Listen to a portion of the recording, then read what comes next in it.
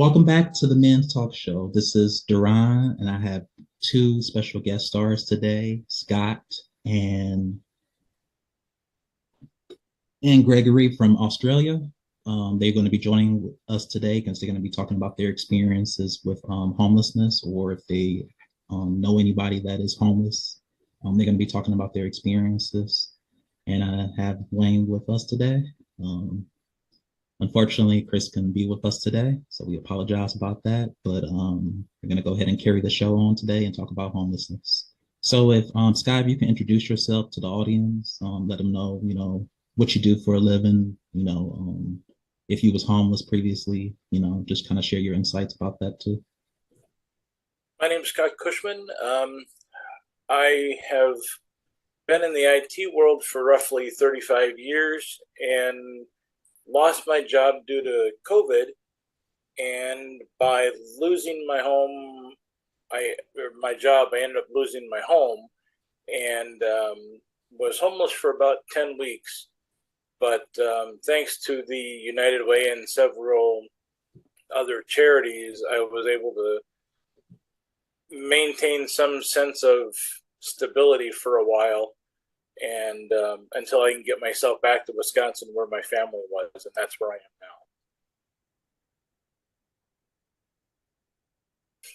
now. All right, go ahead and introduce yourself, Gregory, too. Yeah. Well, though I haven't been a victim of homelessness as such, I've been a social worker in the field since the late 1990s, working across those fields such as child protection, disabilities, drug and alcohol, mental health, a lot of those other sorts of industries. And as such, I've had to deal with helping a lot of people actually find accommodation, and quite familiar with some of the sort of things that impact some people leading to homelessness. So what made you want to get into the profession of being helping people? Well, I guess for me, ironically, it was actually school bullying when I was a kid that got me into wanting to help other people. And when I turned about 18, I was trying to decide what I wanted to do. And my dad was studying psychology at the time. And that sort of put me down that pathway of reading his textbooks, learning how to help people. And then I went on, studied a psychology degree, got a social work degree, and just ended up in the child protection field and government as my first job. Do you know anybody that had to deal with homelessness personally, or other people that you have maybe met through the mental health services? I guess not on a personal level. I have not experienced it. It's more about, I've always been the case manager, the social worker, the mental health worker that's had to sort of help the person rebuild themselves and get themselves back into some sort of state of, basically stability. Yeah. Yeah, I know. I had a friend that used to be homeless. He really kind of depended on me a lot. But I provided him a lot of resources like 211, go to food pantries and things of that nature to kind of, I didn't want to enable him so much by just giving him money. I wanted him to know that, these resources exist because, and it's for anybody, whether you're male or female, that they exist in the world, because a lot of people probably don't know that these services exist.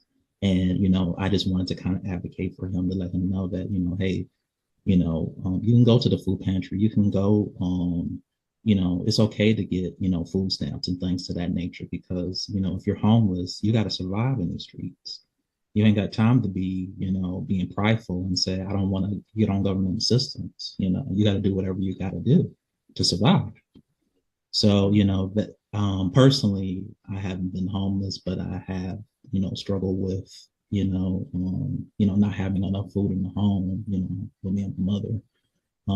So I always had to work jobs like consistently. I had to always, be able to, kind of provide for both of us, since she didn't really work at the time when I was younger. So I had to work. It was no choice for me, if we wanted to keep food in the, house. But personally, I never, experienced homelessness. But what about you, Wayne? You know somebody, or? Yeah, No, not really? not personally. Since I've been in the military, pretty much my whole adult life, I most of us are, especially when you're a junior, you live in what's called the military barracks. So you're kind of given a place to sleep at night. So and especially in the Navy, like you always have the ship. So I just go back to the ship and sleep too. So I've never been personally affected by it, but Scott, I want to know more about your story. So you said you worked in IT for 30 years. Where were you?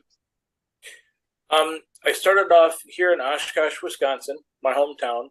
Worked for a millwork distributor there for 9.5 years, and then I moved to Milwaukee in 1998 and became the IT manager for a tool distributor there, and was with them for 18 years until they got bought out by a big conglomerate. And then I moved to Dayton, Ohio, and worked for a company down there for the last 8 years. And then in 21, they let me go because they couldn't qualify for the next round of PPP funding. And so I struggled for a long time trying to find a job. Basically anything I could really find, really, IT or other related. And my unemployment ran out. I had to cash in what was left of my 401k just to survive for that year, to get through 21 and 22. And it became a struggle just to make it day to day. I can imagine. Thanks for sharing that. That'd be very difficult. Like, I heard these stories about, people going through these difficult times during COVID, but they say for me, I'm kind of in a military bubble where we weren't so much affected because I mean we were essential workers. We still had to work. So very sorry to hear that you had to go through that.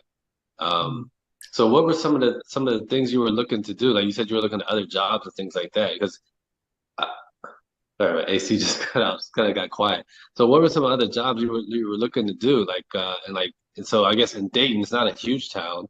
Well, Um, I mean, Dayton is pretty big for IT. They say that it's one of the better IT places in the country. I guess there was some survey done, but I tried doing. I applied for office work. I even went so far as to go to Lowe's and Home Depot and all those. Um, and I even went to Walmart. Now, people might think that Walmart's a great place, but I always think of Walmart being the bottom rung. They'll hire anybody, and whatever. They wouldn't hire me. The little millennial that interviewed me basically told me that I didn't have the stamina to do the job because I'm a bigger guy, and he didn't think that I was going to be able to handle the position. And the position was order picker for their online ordering system. He didn't think I had the stamina to do that job. So, I mean, to even get slapped in the face by Walmart and say, we're not going to hire you, that was pretty much what I considered the bottom of the barrel. And boy, now I've really reached the end of my rope. Yeah, so like obviously on here we talk about mental health. So how was your mental health during this time? Like how did that affect you? And how did you get through that? I felt like Muhammad Ali was right in front of me and he was using my body as a punching bag. I mean, I felt very degraded. I felt, very, I don't know. I was in a bad place. Greg, what was some things you would like Scott came to you during that time. What were some things you would tell him to help him get through it? And I'm sure you may have seen something. Did you see anything like this during COVID? Yeah, we saw a lot of it. Like at the time, I was working for a government department, child protection call center, and we were just flooded with homelessness calls. Like people that had kids, like sleeping in cars, sleeping out of just anywhere they could because they were losing their jobs, such as this, nowhere to go, and the homelessness services were run off their feet. The government services were run off their feet. And a lot of the stuff that we were doing were, one, referring them to mental health services for help. And I've been a private practitioner for many years on the side too. But the caseworker in me would be trying to find the relevant service for someone like Scott to see, well, what homelessness services have we got out there? What refuges are in the area? What sort of government funding is there for helping with bonds? That sort of stuff, or rental assistance. So I'd be searching for some of that stuff as well. But on the mental health side of things, I'd be doing things like suicide risk assessments, or just checking that there wasn't a history of mental health and things like that, because that's a risk factor. Like if they're on the edge of homelessness and they've got some other mental health history, that could push that person over the edge.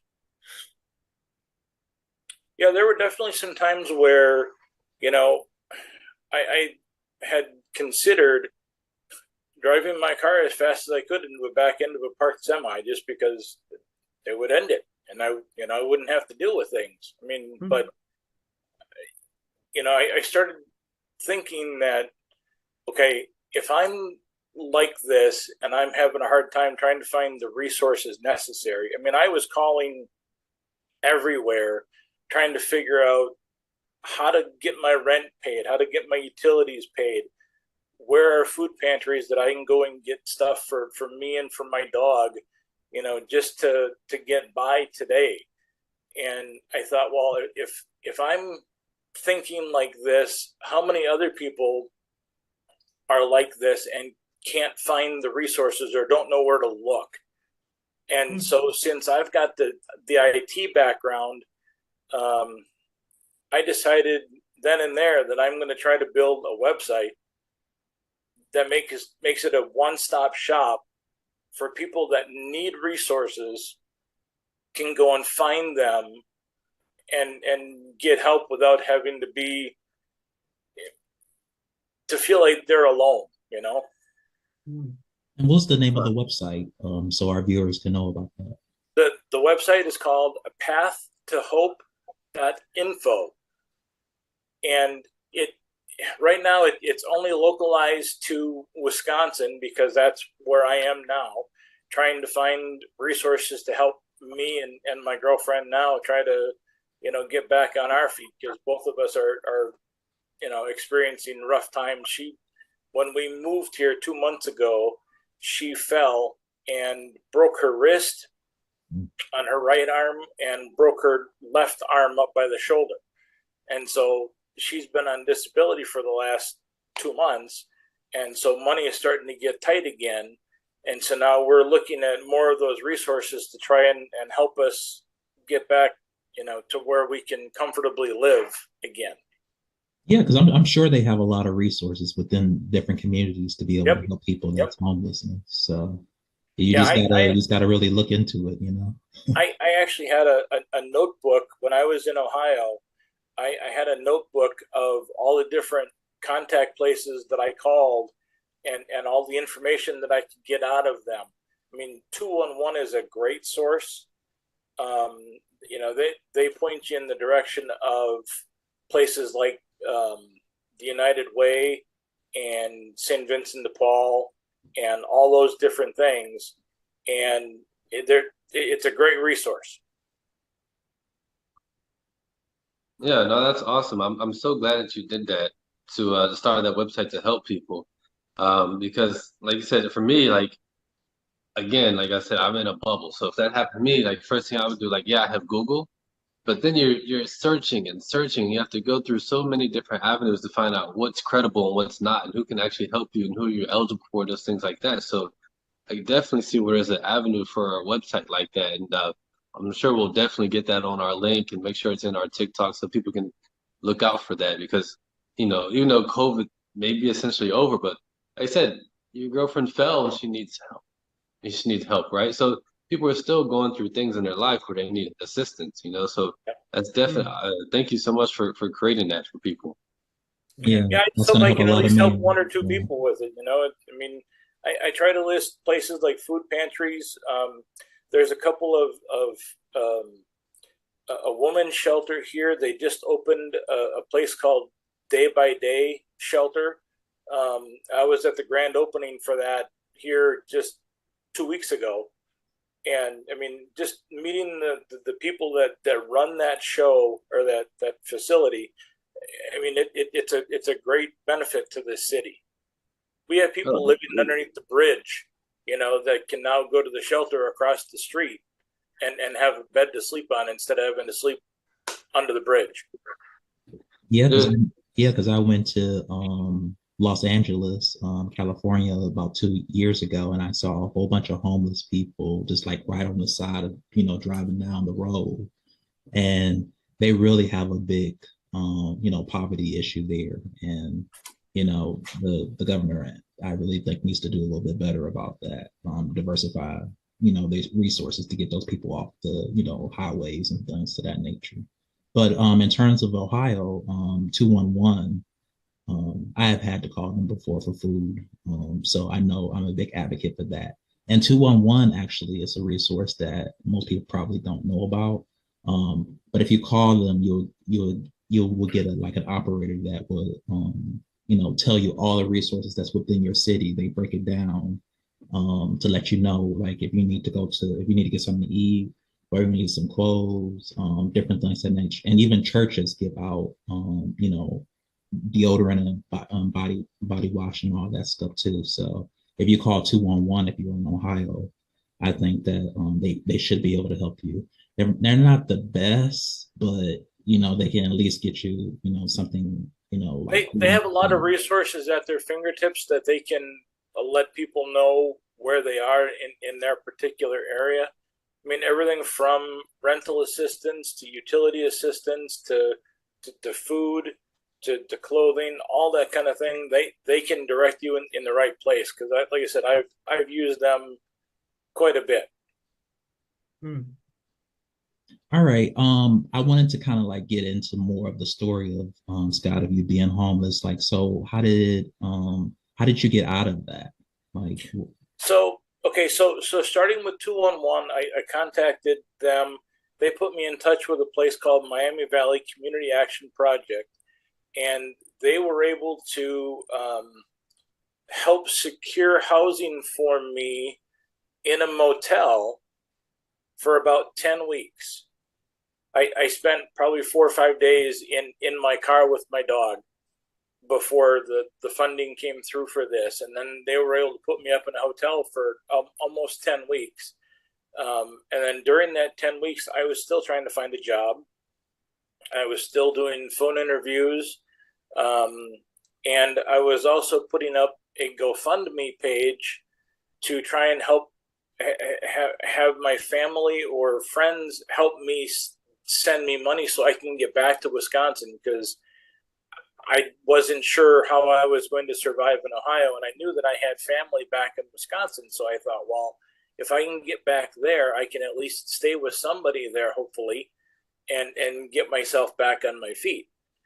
And so one of my nephews and one of my best friends gave me the equivalent of about 180 bucks, and it was able to be enough to get me back to Wisconsin. And then I stayed with my brother-in-law and sister for a while, and they helped me get a job at that local Walmart. And then I was able to get a job down here in Oshkosh and transfer down here. And so for a while, I was actually having two jobs. So, I mean, it was kind of a nice thing, but it was a lot of time and effort to try and get out of that situation. And I'm still not financially secure because most of my money goes toward child support out of my check. So I'm living with basically half of my check because the rest of it goes to child support. But I mean, it is what it is. So I'm trying to find other ways. I do website design on the side, and I help people with their computers. Sometimes it's for a meal. Sometimes it's for money. So I really sense the determination you have to continue and press forward. And another thing I want to hit on is that you've reached out for help, which it's it's hard for men especially to reach out and be vulnerable in those situations. because we don't want to seem weak or less than we are. And so I really No. applaud you for doing that. And then, for your family to say, yes, we can help you out. And I'm sure, this is a testament for a lot of guys who want to see this, that you didn't get backlash for asking for help. You got what you needed, and you're still surviving. You're here to this day, and I'm so glad that you're here with us, and you're pressing forward. Thank you. I likewise. appreciate that. Greg, so in Thailand, right? So are you still practicing in Australia, like online, or are you just in Thailand, like just post up there? Well, I think out of COVID, for me, it created a different career pathway. Like outside of my full-time government job, I started doing this on the side, telehealth. So I started doing a lot of subcontracting to large employee assistance programs or wellness programs as a counselor. And then out of that, I just started getting more contracts. And then eventually I just quit my government job and realized that I could work purely online as a private practitioner, providing both video and telephone counseling, supporting people. And that way I found that I could help a lot more people across the whole of Australia when my business is actually located, but I'm working purely remotely. And so I have my business address in Sydney, but I actually live in Thailand, which has enabled me. But what's good about telehealth is I literally am seeing the problems across the whole of Australia, and I am actually helping people in the most remote areas where they can't actually access mental health services. Oh, that's great. I mean, it's a benefit for you, right? You get to be in Thailand, which is awesome. I've been there. Yeah. But also, like, you're still helping people back in Australia who really need those help, that help who can't travel to places. And also, like, telehealth is cheaper than an in-person, so it's good for them as well. So I definitely like see that on the rise, and really like good on you on still trying to help people, and you took advantage of that, because some people, it may be a bit scary at times. Like, you've been doing it one way for so long, now it's a complete 180. You're not seeing people, you're remote, things like that, but you found the avenue, and that's also a sense of determination to continue and press forward with that. Yeah, and the stories around homelessness have been, and redundancies and all those things have been quite went through the roof in Australia. And luckily, over the years in government and other jobs I had, I developed a lot of skills in career counselling, life coaching, and stuff like that on top of my mental health skills. And so I was able to take a very holistic approach to helping people on the edge of sort of homelessness actually re-find a path, get a new job, help them rewrite resumes, coach them in how to go for job interviews and all those sorts of things. Yeah, so we talked a little bit about resources and your experiences with homelessness, Scott. But we talk a little bit also about, like in past episodes, like coping mechanisms to kind of help people that that's going through these mental issues or that's going through homelessness. What would be some of your coping mechanisms that you would tell if a client came to you, Gregory? Is that a question directed at me? Sorry. Yeah, what will be some of like the coping mechanisms that you would tell some of your clients if they didn't have access to immediate resources? Like, what are some of the things that they can do eternally to kind of calm themselves? Well, a big one I always get them to do is I call this circle of control. I actually literally say to them, sometimes if you've got so much going on in your head, you got to do a bit of a brain dump. And what I mean by that is you've got to literally write down a list of everything that's currently stressing you in your life or is a problem in your life. And then literally create two columns, that which I can't control and that which I can control. And then literally go through asking yourself against each one of those items, can I control or influence this stressor in any way, shape or form? If it's no, can't control. If it's yes, can control. And then what I get people to do is say, okay, anything that's in the can't control, you got to let it go. Because we often have so much stress focused on what we can't control. And then what's left, I get them to do a little mapping of what can I do to eliminate that stressor, reduce its impact, positive change over time, SMART goal sort of thing. And then if there's too many of them, because we only got limited time resources, financial resources, emotional resources, then prioritize mini project management. That's one. But and I think that's a good way to get them started. But then the other main tool is mindfulness that I lead them back to. That's trying to just be present in the moment, focusing all your senses in the moment so that you can calm yourself down and focus on what needs to be focused on as well.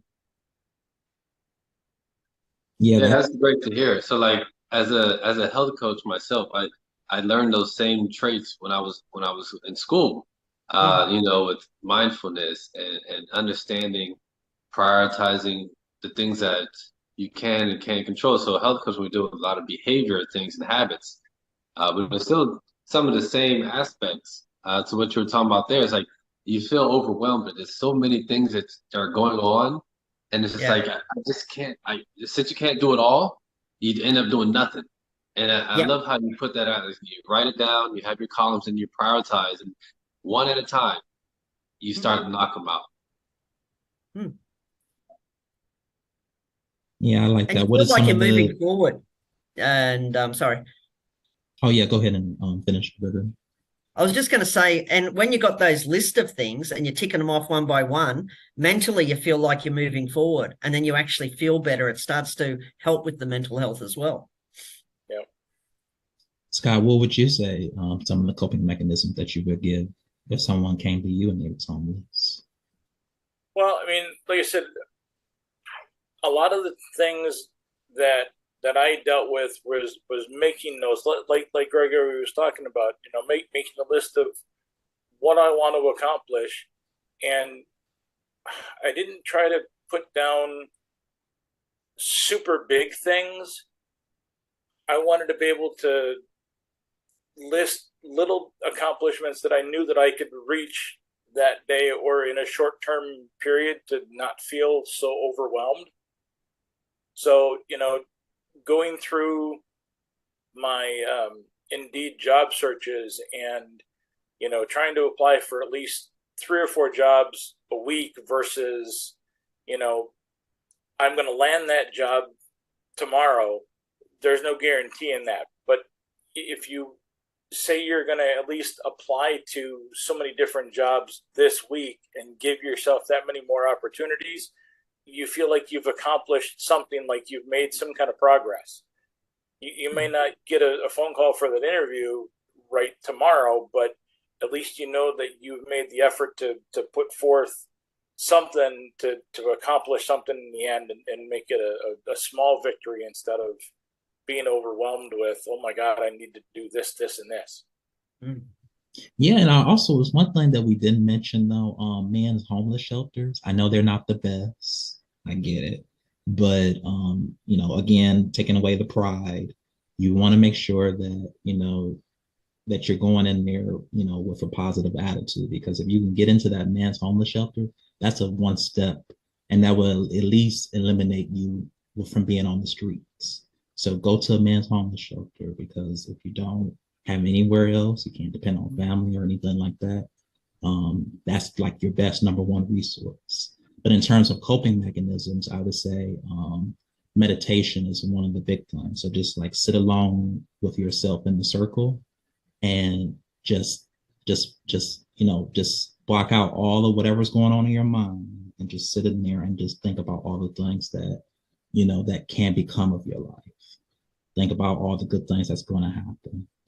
I know it's hard to think about that at the moment, but I believe manifestation is a powerful technique to overcoming a lot of challenges. Even though that you might be homeless at the time, you're not going to always stay that way. So I think that just having a sense of knowing that it's going to get better later on, even though it's not better right now, that's just you know, at least two different coping mechanisms to kind of, you know, get you to have some hope, you know.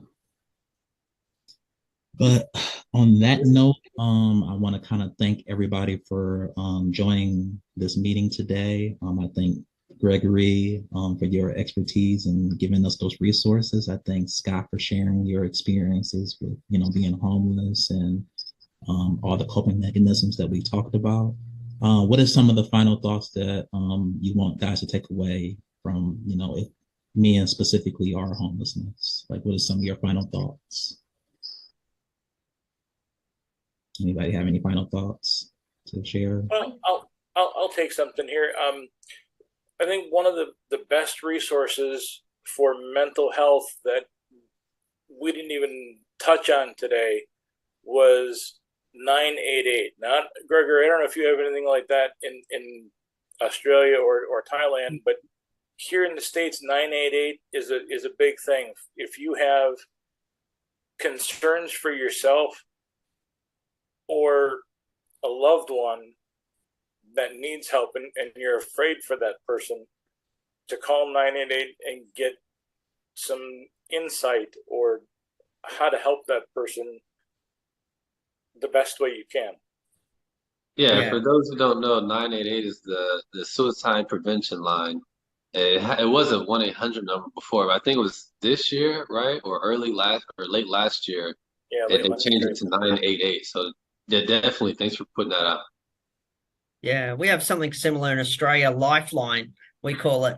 But there is also a men's specific line, like Men's Line. There is one in Australia called that. That's specifically for men, but the general one is Lifeline.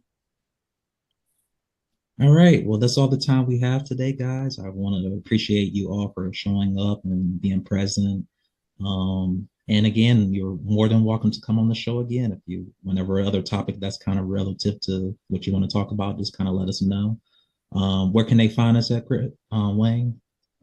All right, so you can find us on TikTok, Men's Talk Show, Discord, and most importantly on YouTube. That's where this show will be posted tomorrow. Reach out. You can hit us up on a DM or on our Discord. We've got a great community chat strictly for men in there where you can talk and vent and do whatever you got to do, and a bunch of guys who are looking to support you. So definitely reach out. Yeah, and we will make sure to put the link, Scott, in our YouTube description when we post the video, and also resources for you too, Gregory, too, if people in Australia and they're struggling with homelessness. But on that note, I want to thank you guys for coming today, and I wish you nothing but the best, and hope you all have a great day. Bye. Thanks for coming.